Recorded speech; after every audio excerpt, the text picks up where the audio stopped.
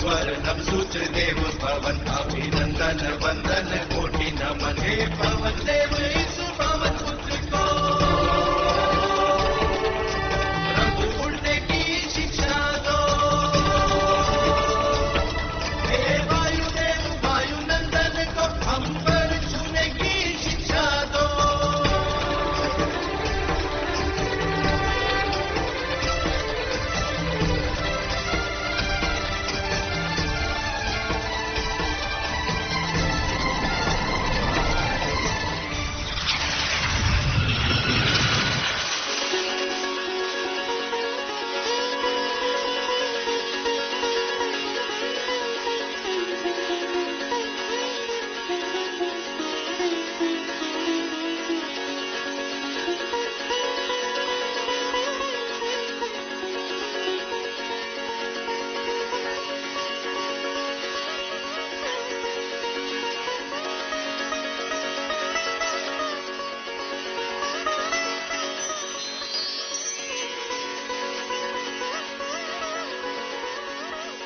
महाराज केसरी, देवी अंजना, हम आपकी भक्ति से अति प्रसन्न हैं। आप जिस संकट से दुखी हैं, हम जानते हैं उसका हल।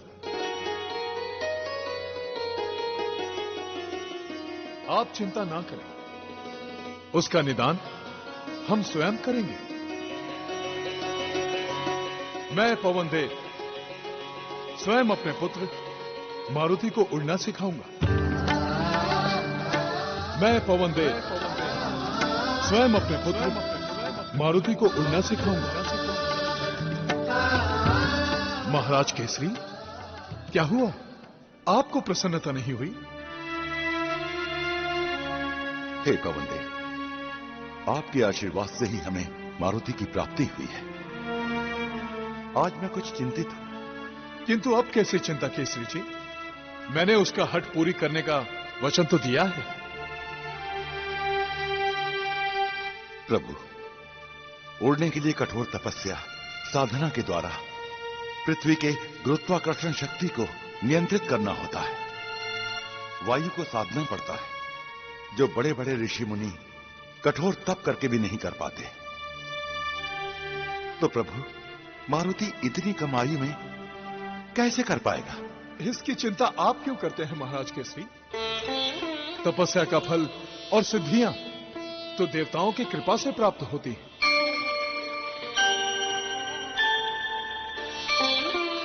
मारुति को मैंने अपना पुत्र माना है, उस पर भगवान शिव की विशेष कृपा है। अतः आप निश्चिंत रहिए। जो आज्ञा प्रभु।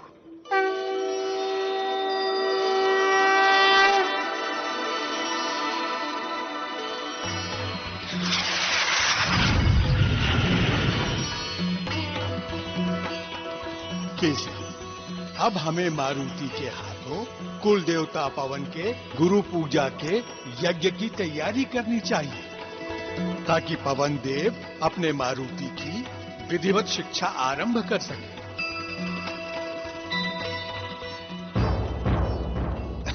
महाराज महाराज, राजकुमार मारुति महल की प्राचीर के ऊपर चढ़ गए हैं और वो वहां से उड़ने के लिए कह रहे हैं। हे भगवान! चलो चल के देखते हैं।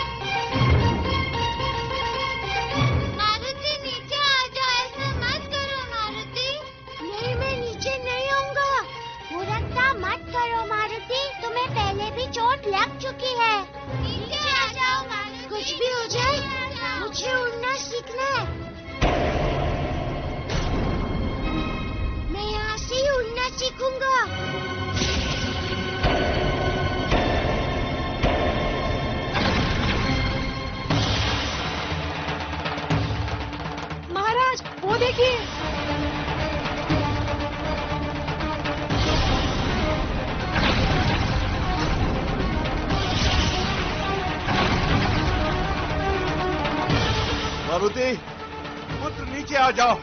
नहीं, मैं नीचे नहीं आऊंगा।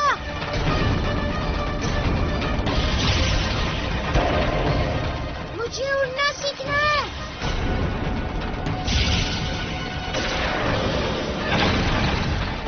मारुति, तुम अवश्य ही उड़ना सीखोगे। तुम्हें पवन देव उड़ना सिखाएंगे। नीचे आ जाओ। क्या आप सच कह रहे हैं?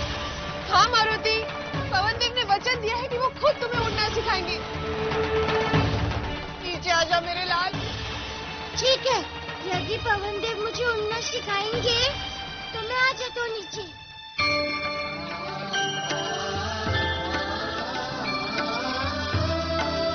मैं उड़ना सीख गया तो फिर इस ब्रह्मांड में कभी भी कहीं भी जा सकूंगा।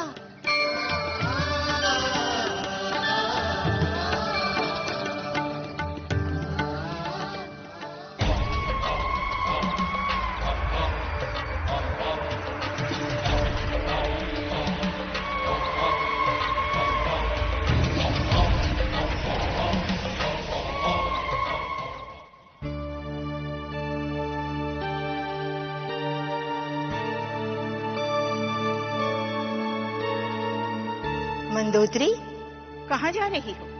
हम विदर्भ पर्वत जा रहे हैं। विदर्भ पर्वत किष्किंधा से भी कोसों दूर उत्तरपुर, दानवों का महाशिल्पी मैं की नगरी, तुम्हारे माता पिता का घर।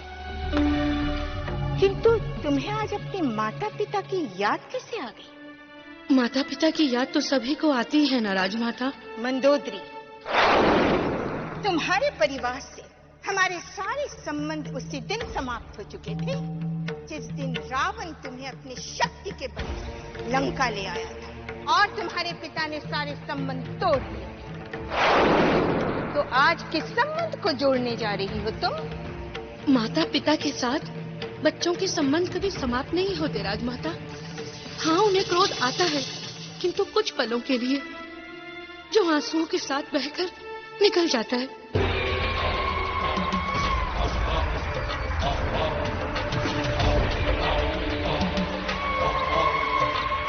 ये लंकेश रावण अंतरिक्ष में?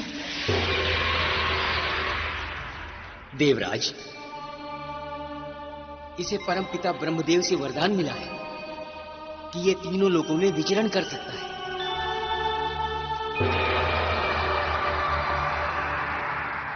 लेकिन ये जा क्या रहा है? अवश्य ही ये ब्रह्मदेव से मिलने जा रहा है।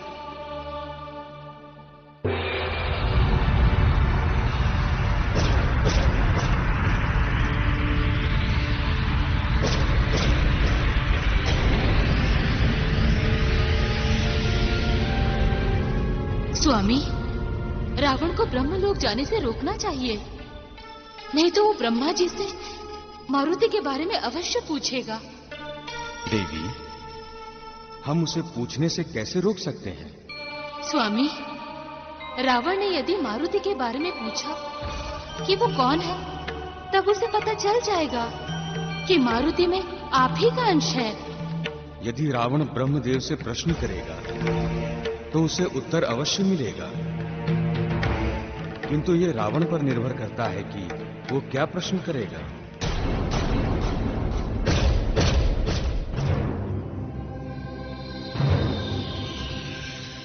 ये क्यों नहीं कहती कि रावण लंका में नहीं है और तुम उसकी अनुपस्थिति का लाभ उठाकर अपनी माँ से मिलने जा रही हो? यदि लंका में रावण उपस्थित होता तो तुम्हें इस बात के लिए कदापि आज्ञा नहीं देता। तुम रावण को नीचा दिखाना चाहती हो।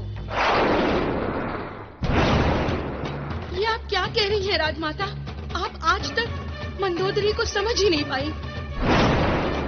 हम अपनी माता के घर जा रहे हैं ताकि हम अपना पत्नी धर्म निभा सके।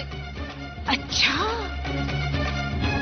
तो अपना पत्नी धर्म निभाने के लिए तुम्हें कोसों दूर विदर्भ पर्वत जाना पड़ेगा।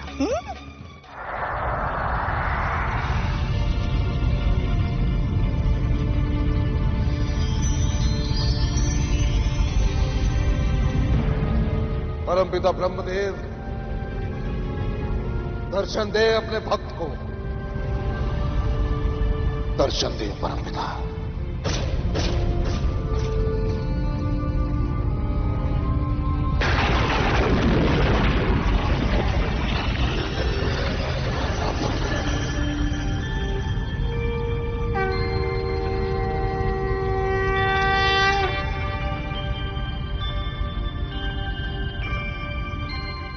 कल्याणमस्तु।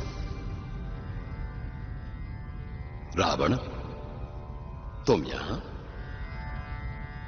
ऐसी कौन सी विपदा आन पड़ी कि तुम्हें यहां आना पड़ा? परमपिता, आपके आशीर्वाद के कारण हमें अनेकों शक्तियां मिली। आज समस्त जगत में ऐसा कोई नहीं जो हमारे समक्ष टिक सके, केवल आपके आशीर्वाद के कारण पर।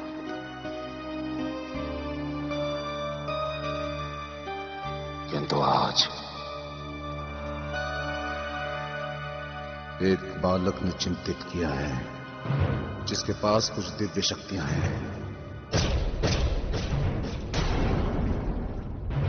रावण, कहो, क्या चाहते हो हमसे? हम उस बालक के बारे में जानना चाहते हैं।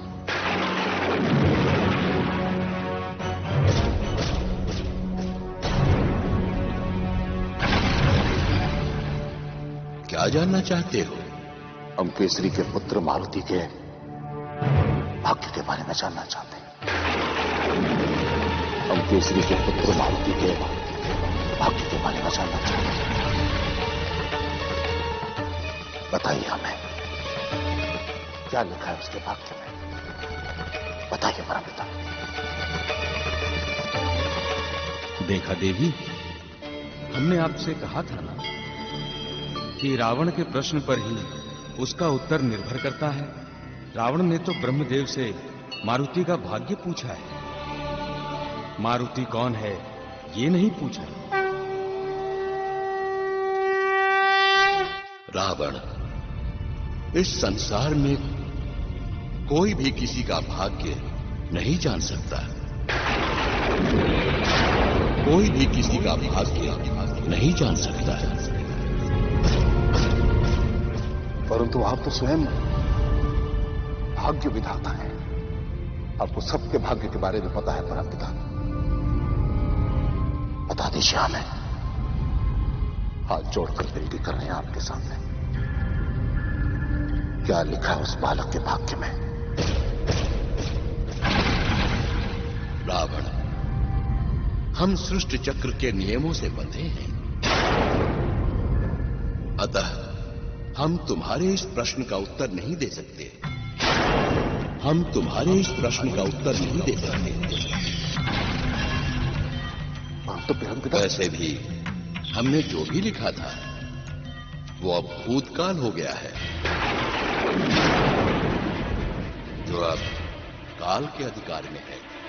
काल के अधिकार में? हमको समझे नहीं परमपिता। रावण, तुम्हारे इस प्रश्न का उत्तर केवल काल पुरुष ही दे सकते हैं, किंतु आज तक काल पर किसी ने विजय प्राप्त नहीं की।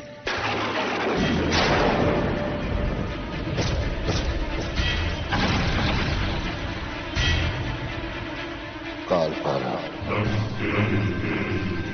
विजय प्राप्त करेगा ये रावण परमपिता। रावण, ये असंभव है, ये असंभव है। काल को वश में नहीं किया जा सकता। काल की गति सदैव आगे की ओर रहती है। काल कभी पीछे नहीं लौटता। काल को पीछे लौटाएगा ये रावण। हर असंभव को संभव करेगा ये रावण। काल को अपना दास बनाएगा हे रावण,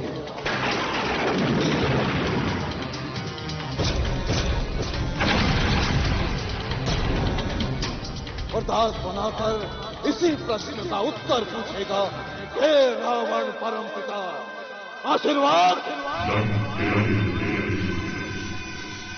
आशीर्वाद दे।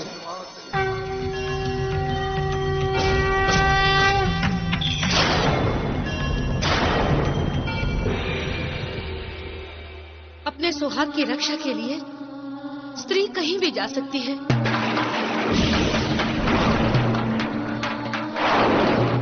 सुहाग को बचाने के लिए? ये क्या कह रही हो तुम? महाराज संकटों से घिरते जा रहे हैं। उनकी सुरक्षा के लिए हमें कुछ विशेष करना है, इसीलिए हम वहां जा रहे हैं। आपको तो हमें आशीर्वाद देना चाहिए ताकि हम आपके पुत्र और अपने पति की रक्षा में सफल हों। यदि तुम रावण के लिए जा रही हो तो मेरा आशीर्वाद सदा तुम्हारे साथ है।